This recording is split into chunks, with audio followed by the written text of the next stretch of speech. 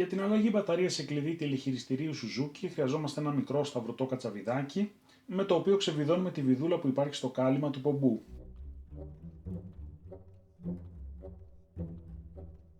Αφαιρούμε το επάνω κάλυμα και ύστερα με ένα ίσιο κατσαβιδάκι αφαιρούμε προσεκτικά τον πομπό που βρίσκεται στο εσωτερικό μέρος του κλειδιού, προσέχοντας να μην σπάσουμε τα πλαστικά. Αφού έχουμε τον πομπό στα χέρια μας, τοποθετώντας τα δάχτυλα στη σχισμή στο μέσο, ανοίγουμε τον πομπό στα δύο και πλέον φαίνεται η μπαταρία την οποία αφαιρούμε, επίσης με τη βοήθεια ενός κατσαβιδιού.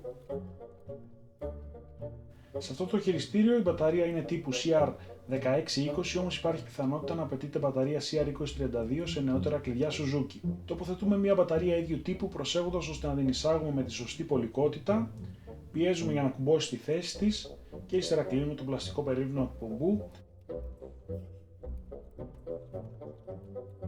Τοποθετούμε τον πομπό στο περίβλημα του κλειδιού.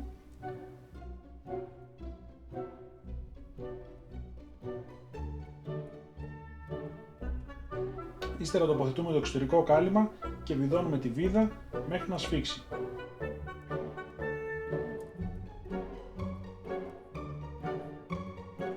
Αυτό ήταν λοιπόν για σήμερα. Ευχαριστώ πάρα πολύ για την παρακολούθηση.